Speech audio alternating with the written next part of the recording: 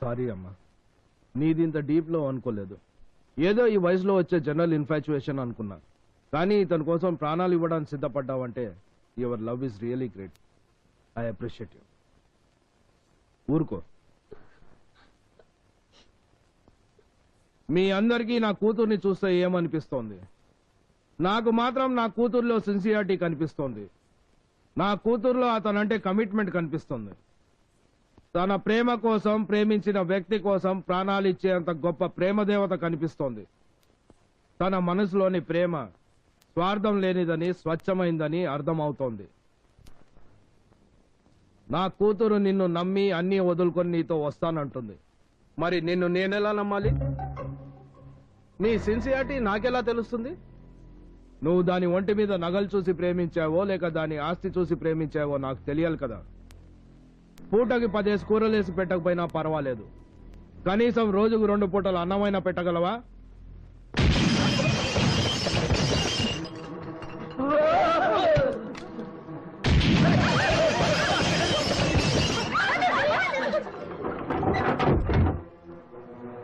దాన్ని ఏసీ కార్లో ఎలాగూ తిప్పే ఛాన్స్ లేదు, కనీసం రిక్షా అన్న ఎక్కించగలవా?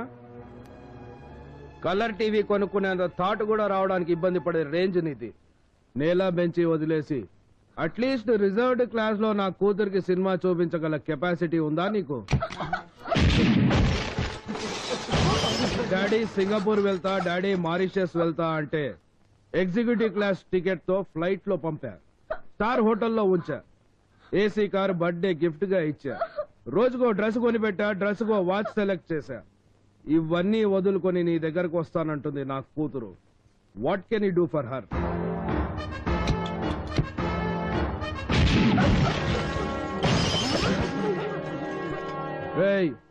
ఇప్పుడు నేను కాల్చి పారేసిన షాండ్లియర్స్ ఖరీదు 25 lakhs. సెకండ్స్ లో పెంకులు చేశా. నీ లైఫ్ లో అంత అమౌంట్ గురించి కలగని కూడా ఉండవు. నువ్వు నా కూతుర్ని ప్రేమించింది నిజమైతే, నా కూతురుతో నువ్వు నిజంగా కలిసి 7 అడుగులు నడవాలనుకుంటుంటే నీ చిరిగిన చెప్పులు తీసేసి ఈ 25 లక్షలు విలువ చేసే గాజు పెంకుల మీద 10 అడుగులు నడుచుకుంటూరా. స్వయంగా నేనే నీ కాళ్ళు గడిగి కన్యాదానం చేస్తాను. కమాన్.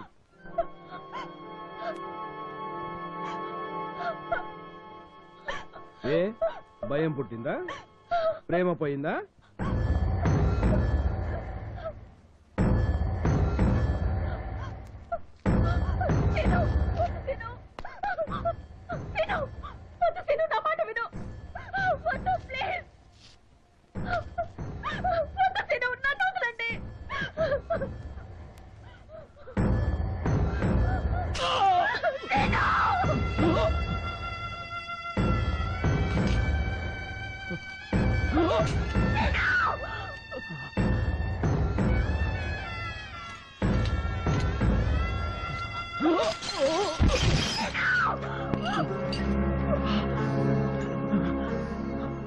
రెండు అడుగులు కూడా వేయలేనోడివి నీకు ప్రేమ ఎందుకురా?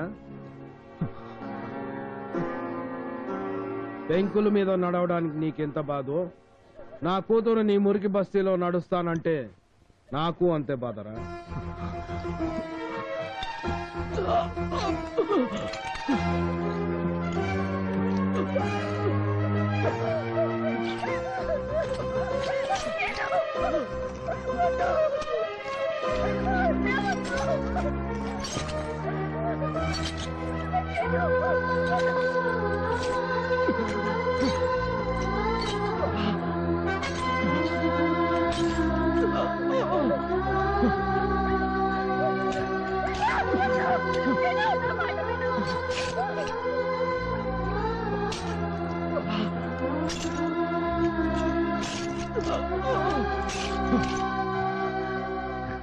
రే 7 అడుగులు కాదు, నా మధు కోసం 7 సముద్రాలు దాటి రమ్మన్నా వస్తాను.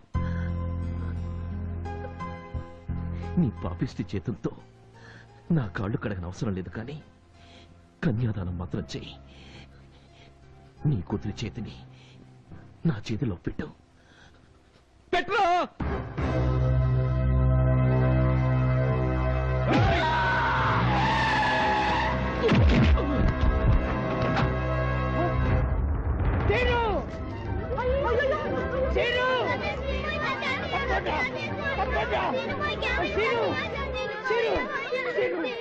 ఏంటది? ఎవరైంత గొర్ర చేసింది?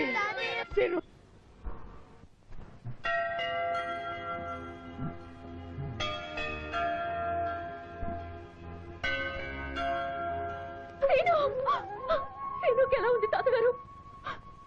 జరిగిన దానికి నన్ను క్షమించండి. ఇందులో నీ తప్పేముందమ్మా, అంతా మా కర్మ. లేదు తాతగారు, దీనికి అంతటికి కారణం నేనే. ఇక నాకు చావైనా బ్రతికైనా అది సీనుతోనే. తన కోసం అన్ని వదులుకుని వచ్చేసాను. అవును తాతగారు, మా ఇంట్లో వాళ్ళు బలవంతంగా నాకు వేరే పెళ్లి చేయాలని చూస్తున్నారు. అందుకే పారిపోయి వచ్చేసాను. సీను, అరే సీను, నీకోసం ఎవరు వచ్చారో చూడు. మధురా. సీను, ఇంకా మునుగుతున్నావేంట్రా? లేచి కూర్చో. నీకోసం ఇంటిని, ఇంటి వాళ్ళని, అన్నిటిని వదులుకుని వచ్చేసిందిరా.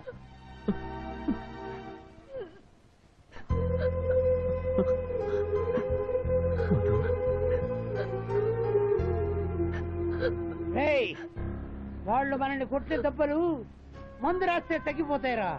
మందేసిన మాయని దెబ్బ కొట్టాలరా వాళ్ళని. వాళ్ళ పరువు మీద, పరువు ఉందన్న అహం మీద కొట్టాలరా. మీరిద్దరూ ఎక్కడికైనా దూరంగా వెళ్ళిపోండి. పెళ్లి చేసుకుని పిల్లల్ని కన్నాకే వాళ్ళు కనపడండి. అప్పుడు చూస్తా వాళ్ళు తల్ల తీసుకొని ఎక్కడ పెట్టుకుంటారో. ఆలోచించగట్టి ధైర్యంగా వెళ్ళండి. నా ఆశీర్వాదం, ఆ భగవంతుడి అండదండలు మీకు ఎప్పుడు ఉంటుంది.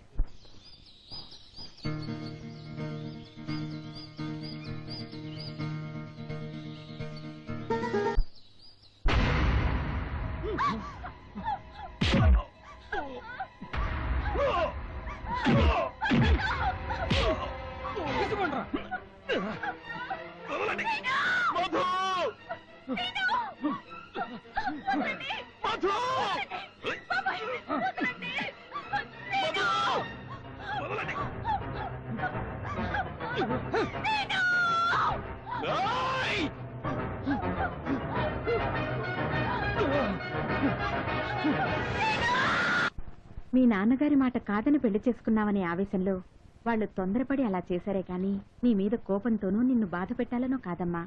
అవునరా, నువ్వంటే మాకెంత ప్రాణమో నీకు తెలుసు. మేం చేసింది పొరపాటే. మా మీద కోపం ఉంటే మమ్మల్ని కొట్టు, అంతేకాని నువ్వు కడుపు మార్చుకోవద్దురా.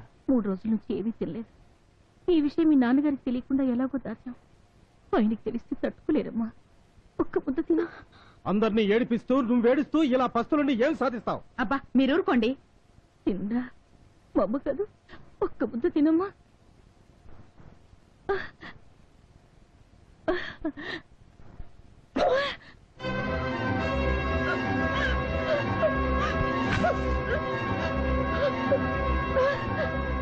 నన్నెవరైనా అన్నం తినమని బలవంతం చేశారు, నా నోరు కాచుకుంటాను.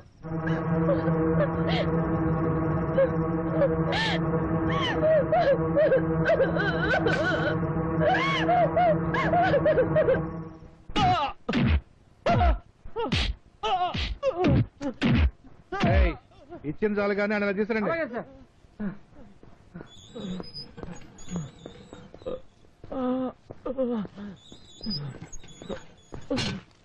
కుడి చేయలాగి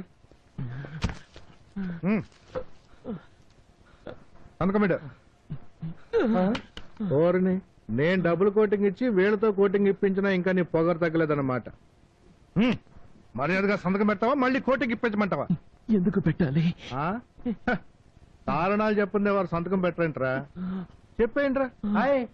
ఆ మధ్య హోమ్ మినిస్టర్ గా నచ్చి చేసి ఆ అచ్చని నేనే చేశారని ఎప్పుడు మారినందుకు పాకిస్తానీ ఐఎస్ఐ ఏజెంట్లకు అక్రమంగా ఆయుధ సామాగ్రి సప్లై చేస్తున్నప్పుడు రెడ్ హ్యాండెడ్ గా పట్టుకున్నాం కదా, అందుకు.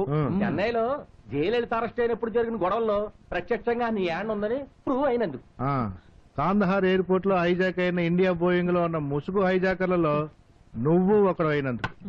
చాలా ఇంకా ఏమైనా వివరాలు కావాలా? హరిశ్చంద్ర ప్రసాదరావు గారు అమ్మాయికి బీటేస్తావరా నువ్వు? చేపట్టుకుంటా నువ్వు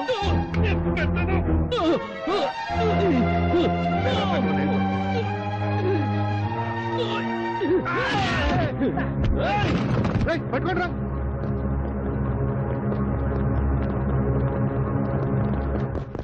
ఇప్పుడు చెప్పండి, మా వాడి మీద ఏం కేసు పెడతారో? కిడ్నాపర్ని కేసు పెడతారా, టెర్రరిస్ట్ని కేసు పెడతారా, లేక నక్సలైట్ని కేసు పెడతారా? చెప్పండి.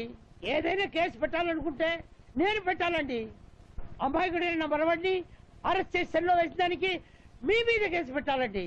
ప్రేమించి పెళ్లి చేసుకున్నాక నా మనవాడిని కొట్టి వాడి భార్యని తీసుకెళ్లేందుకు వాళ్ళ మీద కేసు పెట్టాలి. నల్లా ఇరుకు, రొంబ నల్లా ఇరుకు. రెడ్డి గారు, సిఏ గారు ఇప్పుడు ఏం మాట్లాడారండి? ఏం లేదురా, ఆ ముసలోడు చెప్పిన కథ చాలా బాగుందన్నాడు. ఇంతకే ఆయన మాట్లాడింది ఏ భాష అంటే? సంస్కృతమా? అదే బెంగాలీ. బెంగాలీయా? ఆ భాష ఈయనకి ఎలా తెలుసండి? కర్ణాటక బోర్డర్ లో కొంతకాలం పనిచేశారు కదా. అంటే కర్ణాటకలో బెంగాలీ భాష మాట్లాడతారన్నమాట. మరి బాగుంది పెద్ద ఆయన, చాలా బాగుంది. నువ్వు చెప్పిన story same to same, frame to frame ఏ నిర్మాతకైనా చెప్పావనుకో, సినిమా సిల్వర్ జూబ్లీ అంటే నమ్ము. మంచి సెంటిమెంటల్ లవ్ స్టోరీ, ట్విస్టులు కూడా బాగున్నాయి. ఇప్పుడు చెప్పింది కట్టు కదా అంటారా? హిట్ కథ అంటున్నాను. కథలు చెప్పుకోవాల్సిన కర్మ అవసరం మాకు లేవు. ఇప్పుడు నేను చెప్పిందంత పచ్చి నిజం. కావాలంటే అమ్మాయిని అడిగి తెలుసుకోండి. తెలుసుకుంటా. రేపే ఆ అమ్మాయి ఇంటికెళ్ళి ఆరా తీస్తా. తాను గనక మీరు చెప్పిన స్టోరీ రీల్ స్టోరీ కాదు, రియల్ స్టోరీయే, తన పేరెంట్స్ వాళ్ళని విడదీయాలనుకున్న మాట నిజమే అని చెప్పిందనుకోండి, వాడెబ్బా ఎవడడ్డం వచ్చినా అమ్మాయిని తీసుకొచ్చి మీ మనవడికి అప్పచెప్పి మీరు చెప్పినట్టుగా వాళ్ళ మీద కేసు పెడతా. అలా కాకుండా ఈ స్టోరీ ఉత్త హంబక్కు, పైరసీ క్యాసెట్ టైపు అని చెప్పిందనుకోండి, మీ ఇద్దరి జాయింట్లు తీసి జాయింట్ గా మీ బాడీలని గోని సంచిలో మూటగట్టి గోదట్లో పడేస్తా. ఓకేనా? ఓకే. ఓకే.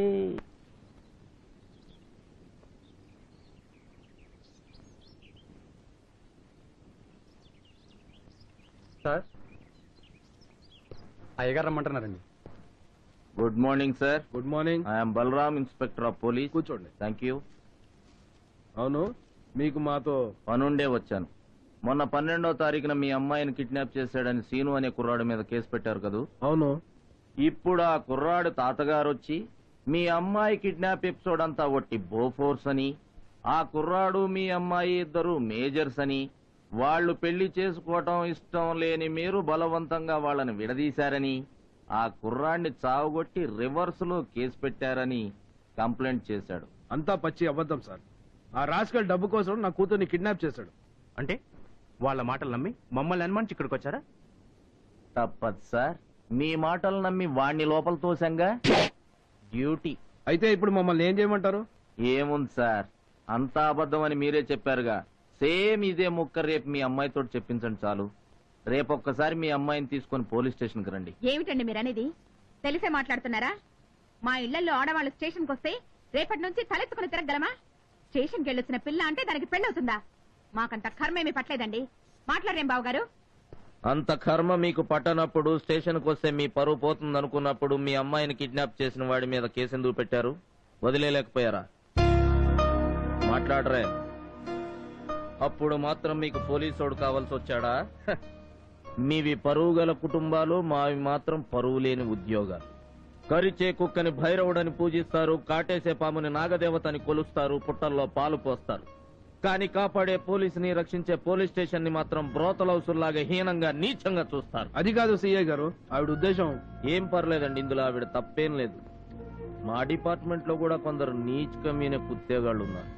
మందు పాత్రలు పెట్టి పేల్చేస్తున్నా సిగ్గు లేకుండా అడ్డదారులు తొక్కుతూనే ఉన్నారు. అందుకే అందరికీ మేమంటే చీప్ ఒపీనియన్. ఓకే, మీకు పోలీస్ స్టేషన్ రావడానికి ప్రెస్టేజ్ అడ్డొచ్చినా గుడికి రావడానికి అభ్యంతరం లేదుగా? మిమ్మల్నే. అబ్బే లేదండి. అయితే రేపు శుక్రవారం మార్నింగ్ 10 గంటలకి మీ అమ్మాయిని తీసుకుని సాంఘీ టెంపుల్కి రండి. మేము అక్కడికి వాడిని తీసుకొస్తాం. భగవంతుడి ముందు, పెద్దల ముందు, మీ ముందు, మా బ్రోకర్ పోలీసుల ముందు ఆ దేవుడి మీద ఒట్టేసి వాడికి తనకి ఏ సంబంధం లేదని చెప్పమనండి. కోర్టుకు కూడా వెళ్లకుండా కేసు క్లోజ్ చేస్తా. వస్తా. సార్, కాఫీ తీసుకోండి. No thanks. రేపు గుళ్ళో కలుద్దాం.